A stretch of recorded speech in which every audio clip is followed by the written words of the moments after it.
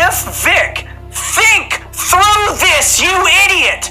If Vic has been an open secret offender for a decade and every single year all these big conventions still host him, they still host him even though it's an open secret, how in God's great name are you going to assert that these conventions suddenly decided to not invite him other than public defamatory statements by the defendants?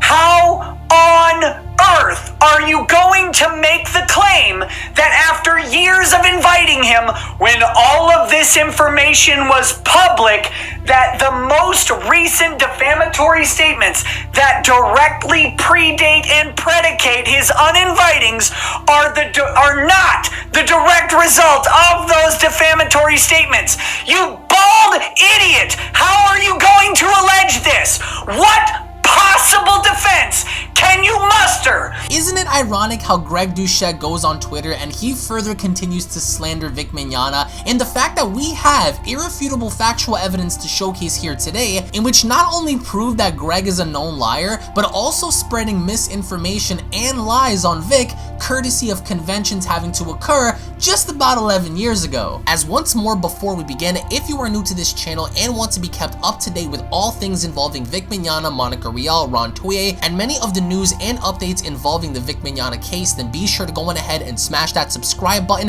and turn on all notifications by clicking on the bell icon to never miss a single upload. Be sure to go on ahead and slap a like down below by giving this video a big thumbs up if you guys do stand with Vic, as well as making sure to check out and subscribe to my main channel over at Unreal and Gaming, to where there you guys will be able to find lots of anime and Dragon Ball content that you guys will not get to find on here. And follow me at Twitter at Unreal and Gaming to stay connected with me at all times. And if you have anything you would like to share or tag me in involving Vic Mignogna or any of the parties involved in this case, then be sure to go on ahead and follow me at Twitter. Now, to kick things off, one of the main catalysts within the KickVic movement, that having to be Greg Doucette, took it upon himself to go on Twitter and fabricating misinformation and spreading lies on Vic Mignogna, as he went along to post, and I quote, "In a mocking way, Vic is not a pedo. Like here at Onicon 2008, during halftime of the cosplay contest, a kiss from Vic was auctioned off. Some guys bid up the price to $20, and when no one would claim it, this poor 16-year-old girl accepted being a sacrifice." What the hell is this guy talking about? Expected a peck,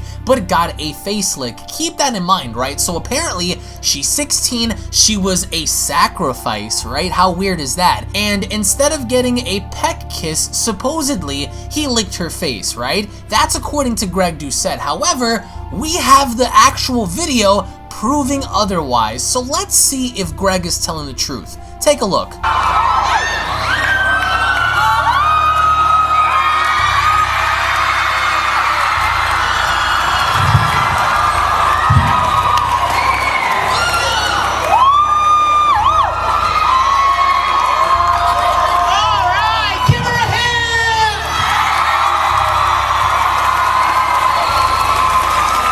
I'm gonna sign that for you, and we took longer, but it's for a good cause. You guys, thank you so much for making this fun. We love you. Merry Christmas to you.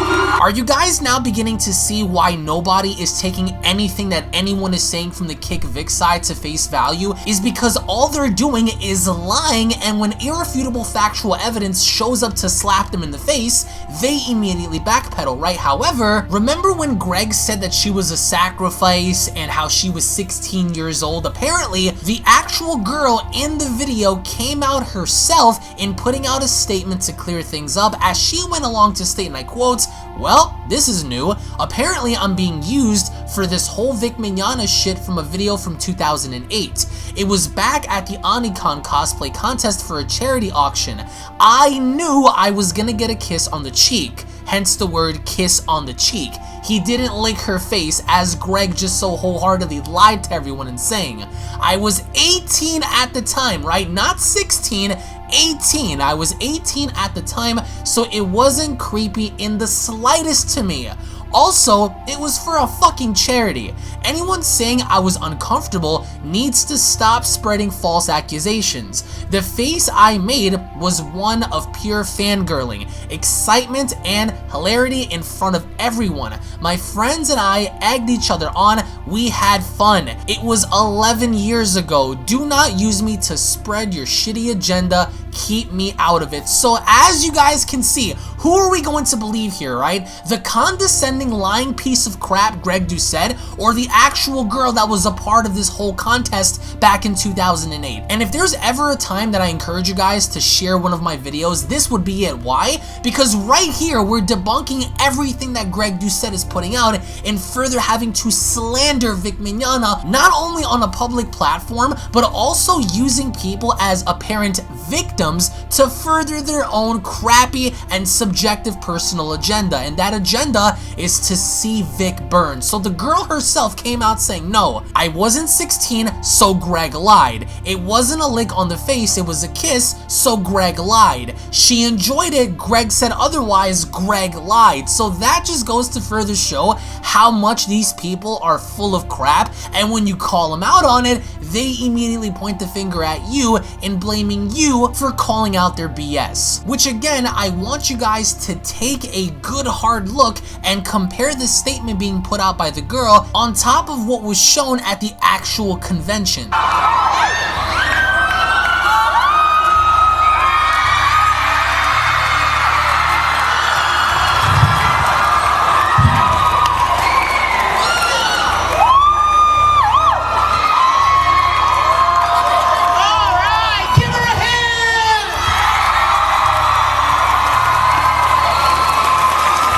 I'm going to sign that for you, and we took longer, but it's for a good cause. You guys, thank you so much for making this fun. We love you. Merry Christmas to you.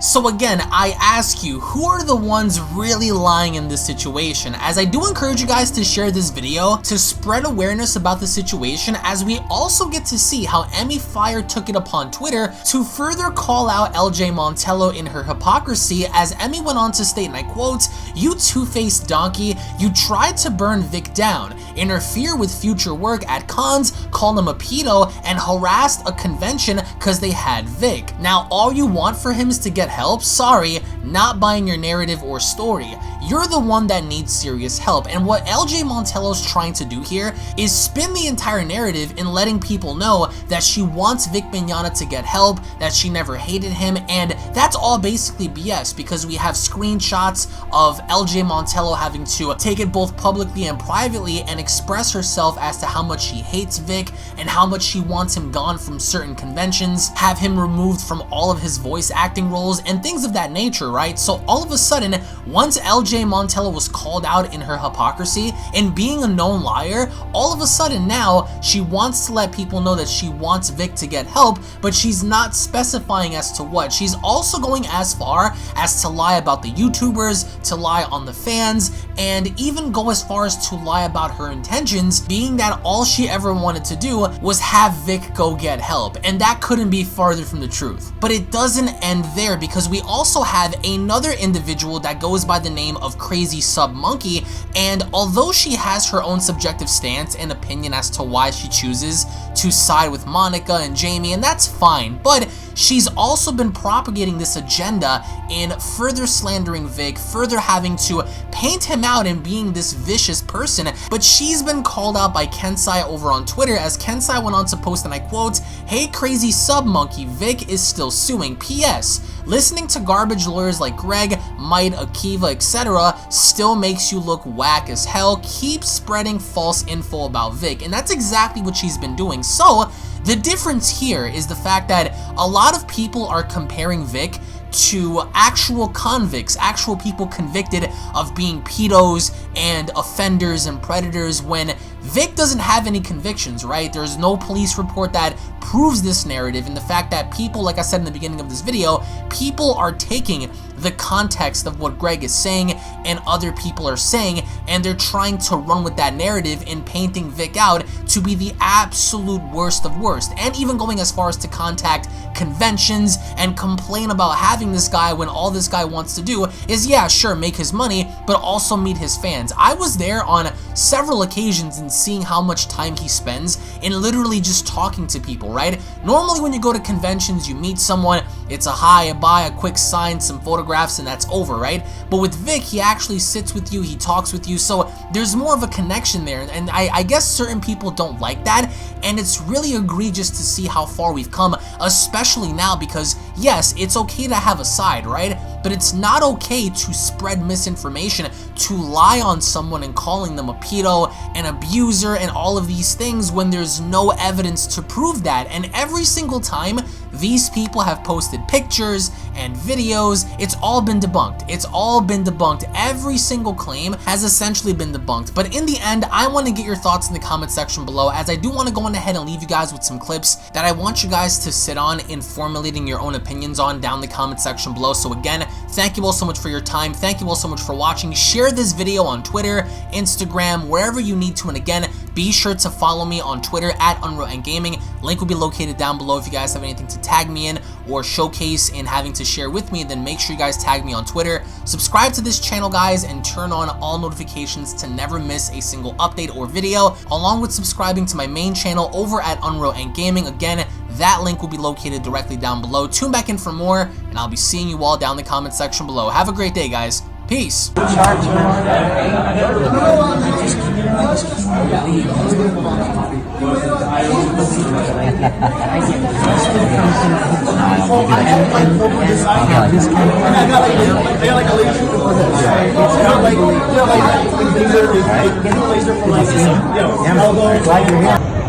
you get a chance, if you're going to Liberty City today, look for Ryan and tell him thank you. Say, hey, listen, thank you for not forgetting about us. Because what I've been finding is a lot of these conventions seem to be more concerned with 5 people that complain than 300 people that were going to show up. And actually, like, buy a ticket to go to the show. I mean, you know? Yeah. That doesn't make a lot of sense to me. You know what, you guys? I was upstairs just praying that there would be people here today. And I can't tell you how grateful I am to be here. Thanks for being here, Vic. Kakarot! Kakarot!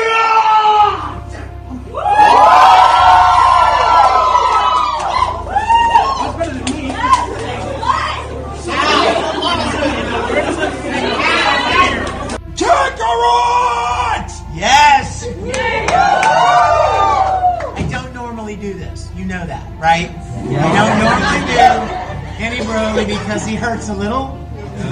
But since I'm not doing too much voice acting anymore. Too soon. Yeah. Just a little. Alright. This is probably going to be bad. Listen, this is rare. They're probably going to be like, those guys were better. It's up to you. Okay, ready? You don't have to do it once. Kakarot! Kakarot! Kakarot! Alright, let me tell you guys something.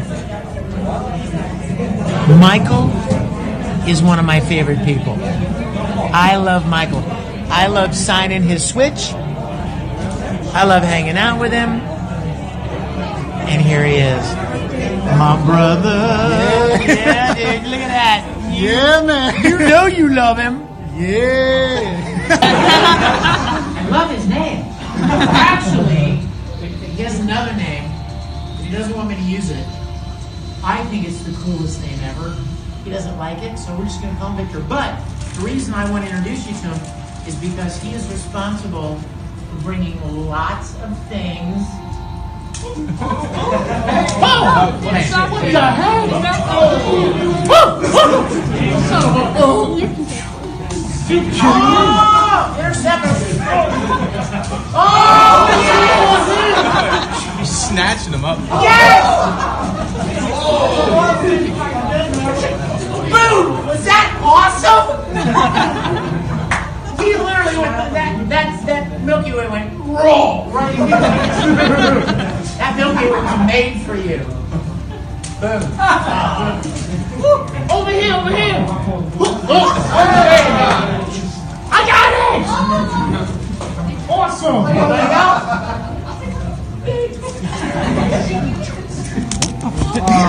Damn. No more Milky Way. On the 27th. Now, if we go all sing him an early happy birthday. 1, 2, 3. Happy birthday to you. No. Happy birthday to you. Still no. Happy birthday, dear Vic. Happy birthday to you. You reflect on things that are going on, you know what I mean? Difficulties and people and motivations and agendas, you know. I had a thought. I want to share it with you guys. This is just a general observation, and I hope you'll take this home with you. Our world is becoming more and more angry. Did you notice that? Yes. People are angry. People are angry. And here's what I was thinking the other day. I watched a movie on an airplane a few weeks ago. 5 feet apart, 6 feet apart. It was about a girl that had a disease that makes you very susceptible to germs and stuff. And so no one's supposed to get within, like, you're not supposed to get within like 6 feet or 5. And she, cystic fibrosis, could that be it? I think that's what it was. So she was literally in a hospital, like she literally lived in a hospital. And she fell in love with this boy who was also in the hospital with the same disease. So they're not allowed to be near each other, but they really like each other. The movie began, this is the part I want you to hear. The movie began with a little narration. And it was the girl that played the main character girl, and she said this. She said, oh, hold on. I want to get it right. Take your time, take your time. Right. She said something to the effect of,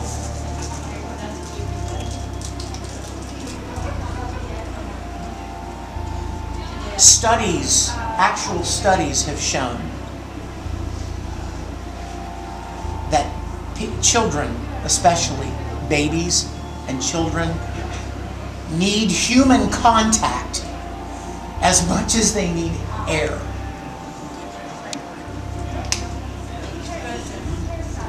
So here's what I've been contemplating lately.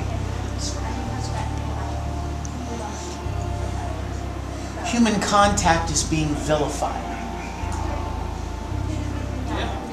Yeah. Do you see it? In our culture, you don't dare reach out and connect with another human. Oh, I'm too afraid. What if they're offended? Yeah, that's why we're in the problem. That's why we're in the world that we're in now. Because I came from an era, and I'm Italian. Any Italians in here? Italian. La famiglia. Huh?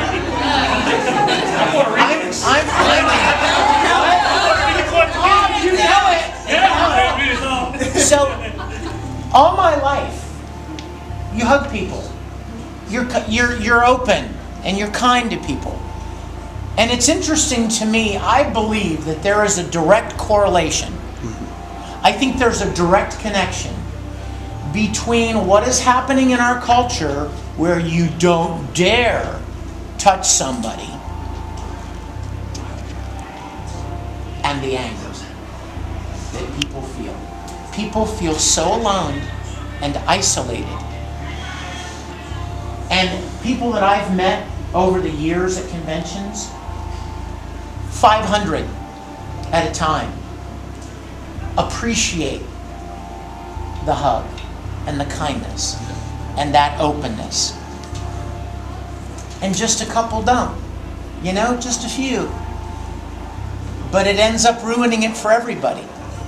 Because suddenly you're afraid to just reach out and be kind to somebody. And they may desperately need that. You know? This young lady, I'm going to pick on you. That's fine. This young lady could be going through the worst time in her life right now. And it was all she could do. It took every ounce of energy she could find to drag herself to this event to meet me. Okay? And she might be in such a bad place emotionally, been abandoned by a parent or a sibling or a boyfriend, and the fact that I came up, may I? It's fine. The fact that I came up to her and did this, and looked her in the face and acknowledged her and connected with her, might give her the strength she needs to continue. Whereas if I sat behind the table and went, thanks for coming. Fist bump. And then she goes home and she is as lonely and feels as disconnected as she ever did. So I'm not even applying this to my situation. I hope you understand this. I'm talking about our world. People have become so angry and so easily offended by everything. And I really think that there is a connection between the culture that is telling us, don't you dare touch anybody. Don't connect. No human contact. Because it could be offensive or it could be misconstrued. But I think there's a connection between that and the isolation people feel and the anger that they feel. It would never be my desire to hurt anyone. I would never in a billion years want to offend or hurt anyone. That has never been my intention or my desire. That's why we're here. I believe you guys know that about me. And so I just wanted to take a minute because, like I said, I sit around my house alone thinking about these things. Maybe too much. But I really believe that's true. I really believe that's true. So if you have people in your lives, hug them. You know, reach out and just acknowledge them. That little bit of human contact right there. Now, he could go home and say I assaulted him.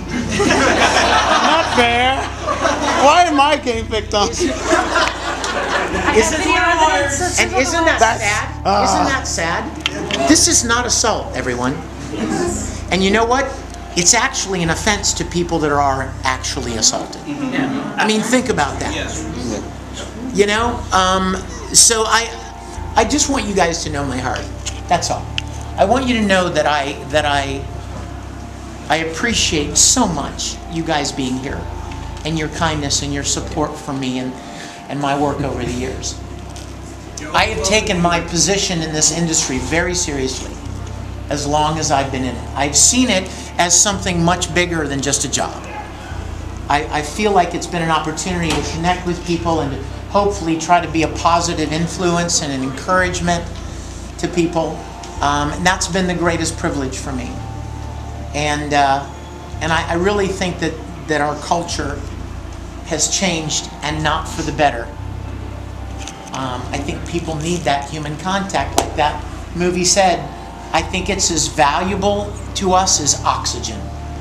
So I really hope, and you know what, there's so many more of us.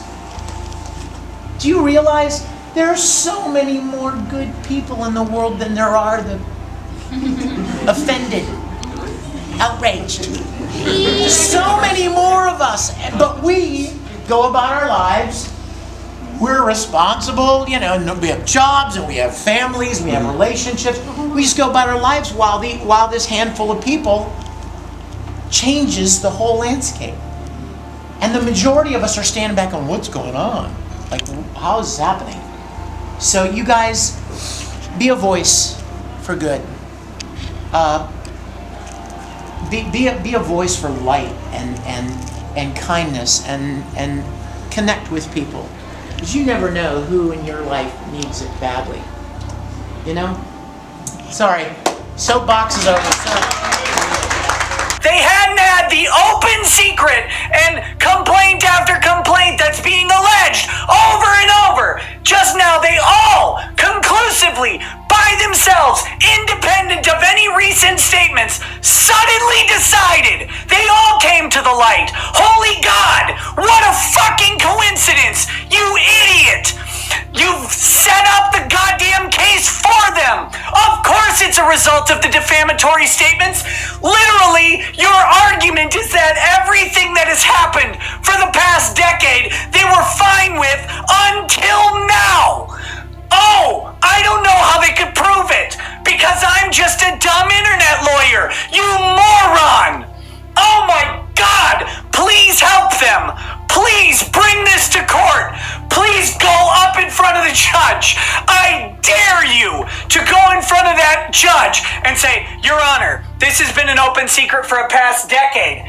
Everyone in the industry knew it. There's statements all over the place that all of these cons knew about, and they invited him again and again and again and again and again. Over repeated invites to the same cons over and over and over, and they're like, thank God we have Vic. They've solicited promotional commercials from the alleged repeat over and over and over. Please, yeah, actually he was at SakuraCon, A-Con, San Diego, or God damn it.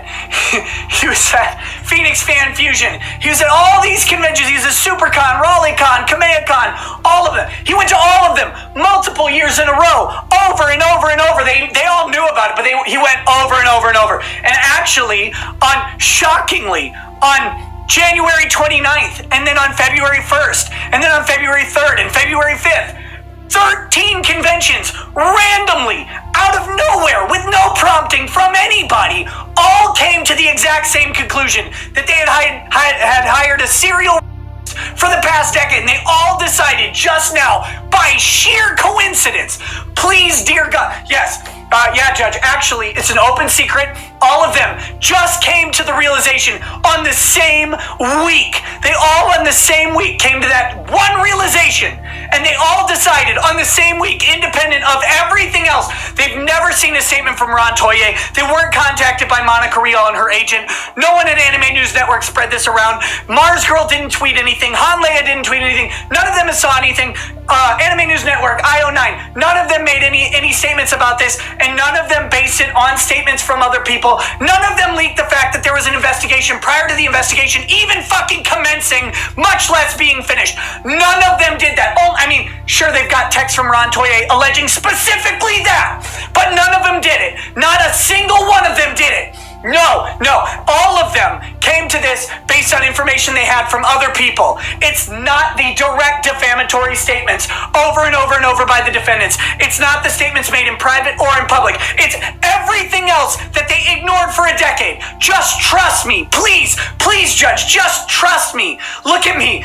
And please, if you can, donate to the GoFundMe so I can sleep at night for my CPAP. Judge, I know judges make a good salary. Please do it. Please.